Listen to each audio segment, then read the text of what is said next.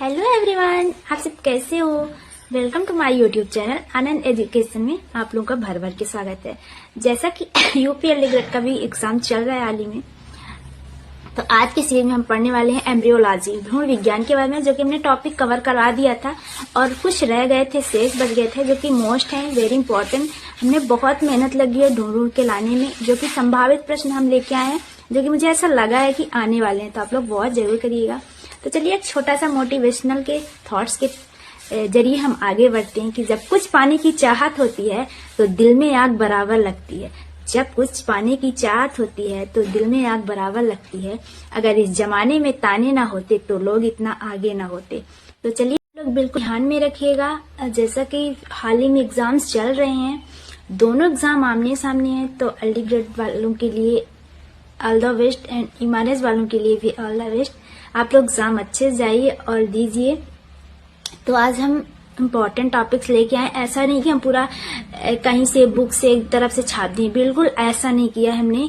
कुछ टॉपिक्स हमने अपने से बनाया है, कुछ टॉपिक्स हमने बुक से 2-3 बुक से मिक्स करके छांट के निकाला है, जो कि मुझे लगे हैं कि ऐसे क्वेश्चंस लेवल के आ सकते हैं। तो आप लोग वॉच जरूर करिएगा, एक बार देख लीजिएगा। और वेरी इंपॉर्टेंट टॉपिक लेके आए, और इस टॉपिक से एम्ब्रियोलॉजी, भ्रूण विज्ञान से, इससे मतलब 2 या 3 नंबर के 4-5 नंबर के क्वेश्चंस आने ही वाले हैं। 3 से 4 नंबर के पक्के कर लो आप लोग। तो वॉच जरूर करिएगा, ज्यादा बड़ी वीडियो हमने नहीं बनाया है, मिनिमम है, तो आप लोग जरूर देखिएगा। Thanks for watching my video. UPSC grade biology के सीरीज में आज का हमारा टॉपिक है एम्ब्रियोलॉजी, भ्रूण विज्ञान के बारे में, जो कि वेरी इंपॉर्टेंट टॉपिक है। हमने कुछ चीज़ें कवर करवा दिया था, कुछ चीज़ें जो शेष रह गई थी मोस्ट, तो हम लेके आए हैं। तो हाल ही में एग्जाम्स इसके स्टार्ट हैं, जो कि साइंस का, जो विज्ञान का एग्जाम 17 जनवरी को है। तो आप लोग ध्यान से पढ़िएगा। चलिए हम टॉपिक की तरफ बढ़ते हैं। जब पराग नलिका एम्ब्रियो सेक थॉट्स वेंदा पोलन ट्यूब्स इंटर्स, ठीक। तो जब पराग नलिका भ्रूण कोश में फ्यूनिकुलस और आवरण से होकर प्रवेश करता है तो इस प्रक्रिया को हम क्या कहते हैं। तो इसके साथ साथ हमने सॉल्यूशन भी लिख दिया है। तो प्रश्न समझिए कि जब पराग नलिका भ्रूण कोश में, समझ रहे हो, भ्रूण कोश में फ्यूनिकुलस और आवरण से होकर, किससे, एक आवरण से होकर जब वो प्रवेश करता है तो हम इस प्रक्रिया को किस नाम से जानते हैं। यहाँ पे क्या बोल रहा है, इस प्रक्रिया को हम क्या कहते हैं, किस नाम से जानते हैं, किस नाम से बोलते हैं। तो हमारा होगा मेसोगैमी, ठीक। कौन सा होगा, मेसोगैमी होगा। तो ध्यान में रखिएगा, इंपॉर्टेंट है क्वेश्चंस को पढ़ना और समझना। जब ये समझ में आ जाते, क्या यहाँ पे बोल रहा है कि जब एक पराग नलिका भ्रूण कोश में फ्यूनिकुलस और आवरण से होकर जब प्रवेश करता है, फ्यूनिकुलस आवरण से होकर जब वो प्रवेश करता है हमारे पराग नलिका भ्रूण कोश में, तो उस प्रक्रिया को हम क्या कहते हैं। तो हम मेसोगोमी के नाम से उसको जानते हैं। किससे, मेसोगोमी। तो ध्यान में रखिएगा ये चीज़ आप लोग, क्योंकि जो फ्यूनिकुलम और आवरण से होकर अंडाशय में प्रवेश करता है तो इस प्रक्रिया को हम मेसोगैमी कहते हैं। और उसके साथ साथ हमने सॉल्यूशन भी लिख दिया कि आप लोग कंफ्यूज ना होइएगा। तो चलिए हम टॉपिक की तरफ बढ़ते हैं कि द्युनिसेचन की परिघटना सर्वप्रथम किसने देखा था। इसको सर्वप्रथम किसने देखा था, ठीक। तो फर्स्ट डिस्कवर्ड बाई, इसकी परिघटना, इसकी डिस्कवरी, खोज किसने देखा था सर्वप्रथम, कौन से वैज्ञानिक। तो ठीक, यहाँ पे वैज्ञानिक का नाम पूछ रहा है। तो इसमें से एसीजी नवसीन के द्वारा होगा, फिर स्ट्राक्सबर्गर के द्वारा होगा, जोसेफ कल्ट्यूटर के द्वारा होगा, फिर जीबी एनसी के द्वारा। तो हमारा ए नंबर इज राइट आंसर है। कौन सा राइट आंसर होगा, ए नंबर होगा, एसजी, ठीक। क्योंकि इसमें गवर्लियोस नवनीस जो रूसी जीव विज्ञानी थे, क्या थे, जो हमारे नवसीन के द्वारा हुआ था, वो एक हमारे रूसी जीव विज्ञानी थे, जिन्होंने 1898 में लिलियस पौधे की मार्गटन क्रेटिलिया द्वारा द्युनिसेचन की खोज की थी। इसकी द्युनिसेचन की खोज की थी। तो हम आगे बढ़ते हैं।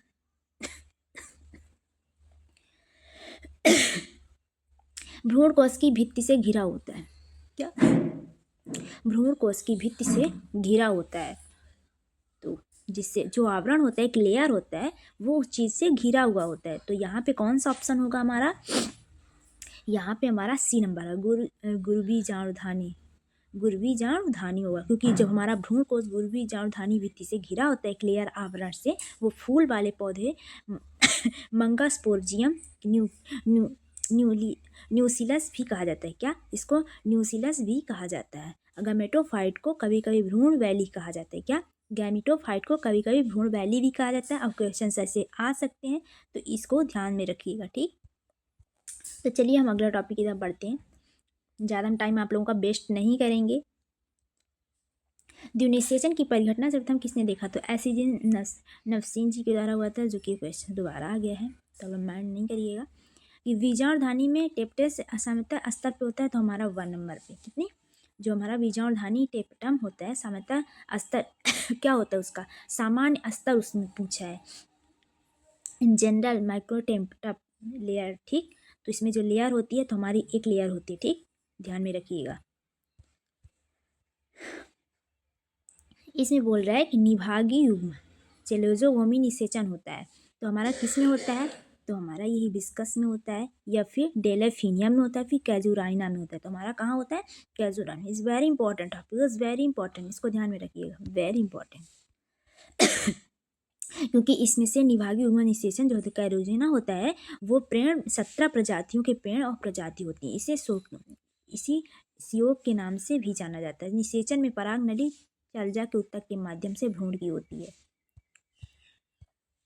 ये सारे हमारे जितने हमने क्वेश्चंस ले आए हैं आप लोगों के सामने, इज़ वेरी इंपॉर्टेंट टॉपिक है। हमने ऐसा नहीं किया है सब लोग एक तरह की पूरा एक बुक उठाए और उसी बुक से छाप दिए एक तरफ से, बिल्कुल ऐसा नहीं। हमको ऐसा लगता है कि हम कितने ईजिली तरीके से, कितने अच्छे से, कितना मतलब इम्पॉर्टेंट जो हमें लगे हम वो आप लोगों तक पहुंचा सकें, आप लोग पढ़ सको, उस चीज़ को देख सको। हमने कुछ टॉपिक्स अपने से बनाया है, कुछ टॉपिक्स हमने बुक से, और एक बुक की नहीं है, 2-3 बुक की है, मिक्स करके हमने वेरी इंपॉर्टेंट क्वेश्चंस लाए हैं, क्योंकि एग्ज़ाम बहुत करीब है। तो आप लोग वॉच ज़रूर कर लीजिएगा।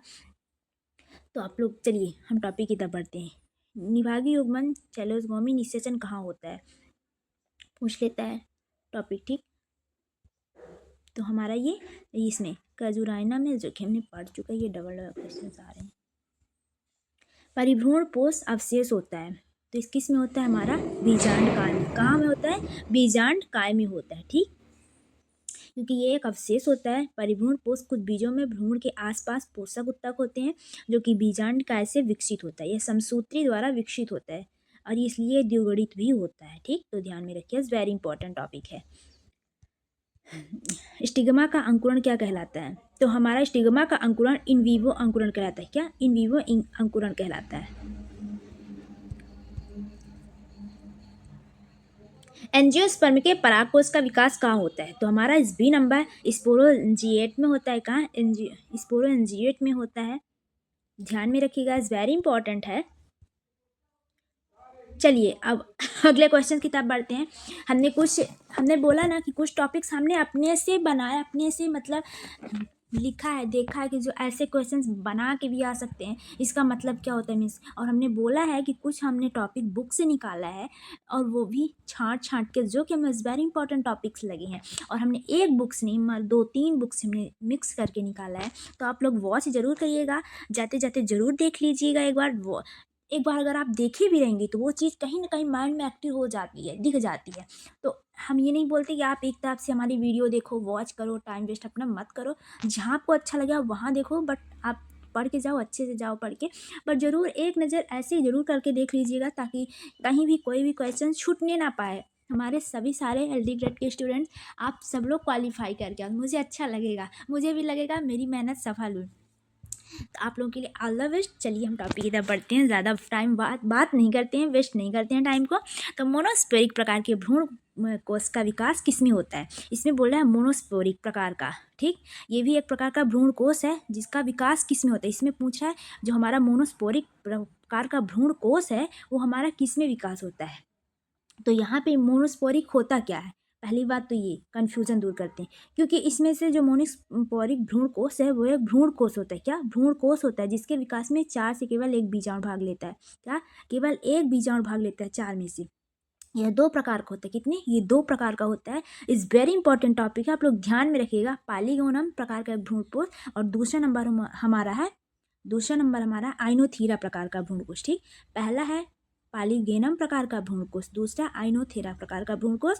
जो कि जब पूछेगा कि मोनोस्पोरिक प्रकार का भ्रूणकोश का विकास किस में होता है, तो आप लोग बिल्कुल ध्यान में रखिएगा, ध्यान में ये चीज़ आ जानी चाहिए। ठीक, तो चलिए, इस सारे इंपॉर्टेंट टॉपिक हमने लेके आए हैं। ये बिल्कुल नहीं है कि हमने जो पढ़ा है वही, हमने अलग अलग टॉपिक, जो भी संभावित प्रश्न हमको लगे हैं कि इस लेवल के क्वेश्चंस ऐसे आ सकते हैं, तो वही चीज़ें हम लेके आए हैं। तो समस्थानिक भ्रूणता सामान्यतः एम्ब्रियोनी मोस्ट कॉम्प्लीट ओकर्स। ठीक, तो हमारा ये भ्रूणता सामान्यतः इसमें पाई जाती है। तो हमारा समस्थानिक भ्रूणता सामान्यतः किस में पाई जाती है? तो रेननकुलर में या फिर साइट्रस में। क्या बोल रहे हैं? समस्थानिक भ्रूणता। तो हमारा ये बी नंबर ऑप्शन होगा, राइट आंसर होगा हमारा ये बी नंबर होगा, साइट्रस होगा। ठीक, समस्थानिक भ्रूणता के बीज के निर्माण में बीजांड का अथवा अध्यावरणों की कुछ विशेषताएं, जो कि विभाजन वृद्धि करके भ्रूण निर्माण करते हैं। ठीक, बीजों में पेरिस्पर्म किससे विकसित होता है? तो हमारा ये बीजों में पेरिस्पर्म इंसीड्स डेवलप फॉर्म। ठीक, डेवलप फॉर्म, तो इसमें बोल रहा है कि जो हमारी बीज होती है, जो पेरिस्पर्म होता है, वो किससे विकसित होती है? विकास करती है। तो आप लोग पहले क्वेश्चंस को समझने की कोशिश करो, हर एक वर्ड को समझो कि इसका मतलब क्या होता है, फिर किधर इशारा कर रहा है, किस चीज़ को, फिर ऑप्शन की तरफ जाओ कि इसमें से कौन सा लग रहा है मुझे। मतलब जो आप लोग पढ़े हो तो उनके लिए तो क्लियर है, समझ ही जाएंगे। जिनके लिए जो कन्फ्यूज़न जिनके लिए हो जाता है, जो कि कभी कभी मैं भी एक एग्ज़ाम दी हूँ, तो मुझे भी कभी कभी ऐसा हो जाता है कि कभी कभी मुझे चारों ऑप्शन सही लगने लगते हैं, तो वही चीज़ ना कन्फ्यूजन कर देता है। तो इसमें से फ्यूनिकल होगा, न्यूसेलस होगा, हाइलम होगा, अंडाशय भित्त। तो हमारा ये नंबर इस राइट आंसर होगा हर एक। तो देखिए, ये बीजों में पेरिस्पर्म किस में विकसित होता है? तो पहले तो आप कंफ्यूज हो पेरिस्पर्म होता क्या है, तो इसको जान लेते हैं कि पेरिस्पर्म होता क्या है। ये एक रूप से विकसित कुछ पौधे में न्यूसेलस द्विगुणित उत्तक बीज के भीतर होता है। ठीक, तो हमारा ये जो हमारा पेरिस्पर्म है, ये न्यूसेलस है, जो कि द्विगुणित उत्तक बीज के भीतर भ्रूण को जन्म देते हैं। किसके?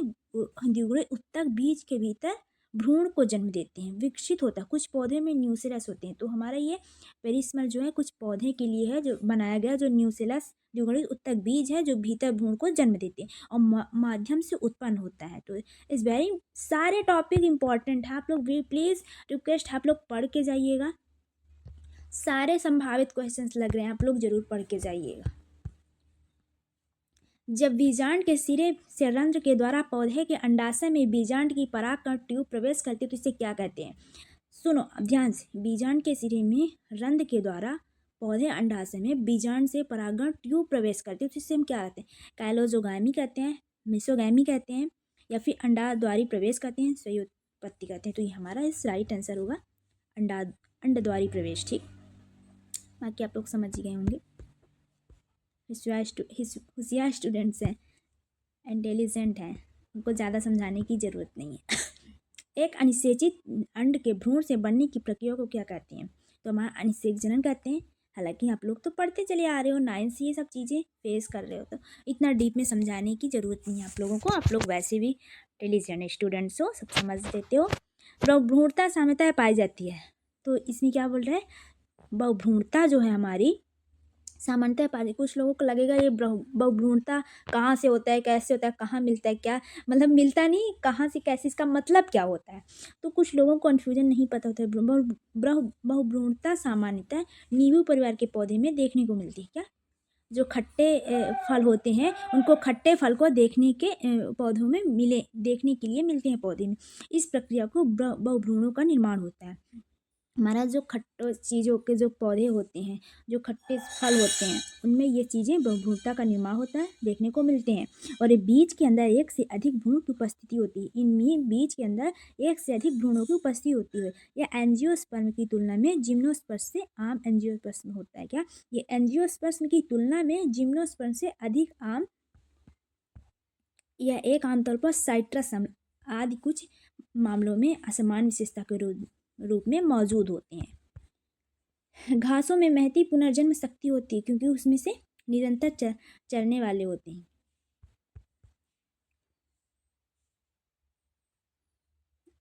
किसमें एसेप्टेड माइसीलियम होता है? तो हमारा ये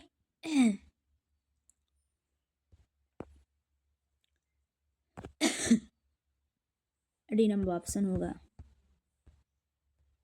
हमारे भ्रूण के पोष के रंग में ब्रह्म परागण के प्रभाव के रूप में जाना जाता है। तो हमारे राइट आंसर होगा डी नंबर ऑप्शन होगा, डी नंबर होगा।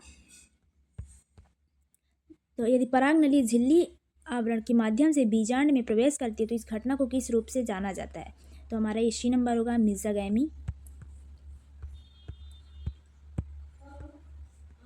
जब भ्रूण किसी कोशिका से बनता है तो भ्रूण थैली अंडे के अलावा को इस घटना को क्या कहा जाता है?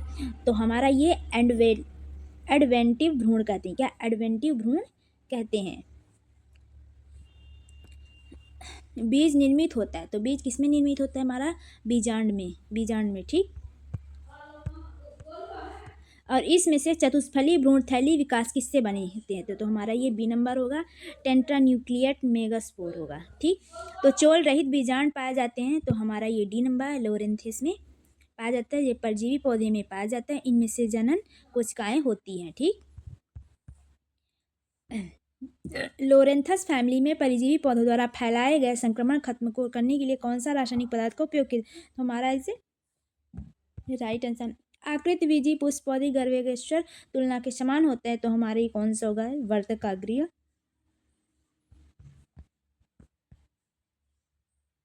पूजनी अगुणित पौधों में अत्यधिक उपयोगी होने के कारण क्या होते हैं? तो हमारा ये सी नंबर इज राइट, संयुग्मी स्कंद होता है। जाइगोट के प्रारंभिक कुछ विभाजन उदर होते हैं, कैप्सुला से, बेलोनोफोरा से, तो हमारा ये बैंकलोनोफोरा से होता है, ठीक। क्योंकि जाइगोट का प्रारंभिक उदर विभाजन बेलोनोफोरा में देखने को मिलता है। लंबवत विभाजन के द्वारा होता है। किसने? लंबवत विभाजन, कैप्सुला। सोलनम परिवार में सेलोनेसी के तहत एक बड़ा जीनस होता है जिसमें 2000 प्रजातियां शामिल होती हैं। ज़्यादा नहीं, जहाँ जहाँ पे हम अंडरलाइन कर रखे हैं वही चीज़ें पढ़ी हैं, ज़्यादा चीज़ें नहीं। किसके बीजों में वायु द्वारा प्रसार होता है? तो हमारा ये डी नंबर ऑप्शन होगा, कैलेट्रोपिस गाइजेंटिया होगा। तो हमारा ये परागकण के सिस्टमा का अंकुरण क्या कहलाता है? तो हमारा ये सी नंबर ऑप्शन होगा, इन वीवो के अंकुरण द्वारा। कुछ पौधे में वह प्रक्रिया जहां स्वपरागण से बचने के लिए पराग का स्फुटन और वर्तिकाग्र ग्राहिता इसे तो हमारा भिन्न काल पक्वता होगा। एक ही प्रजाति के दो अलग अलग पौधे फूलों के बीच परागण की प्रक्रिया को क्या कहते हैं? हाइब्रिडिज्म, कालिस्टोगैमी, जीनोटागैमी, क्या होगा?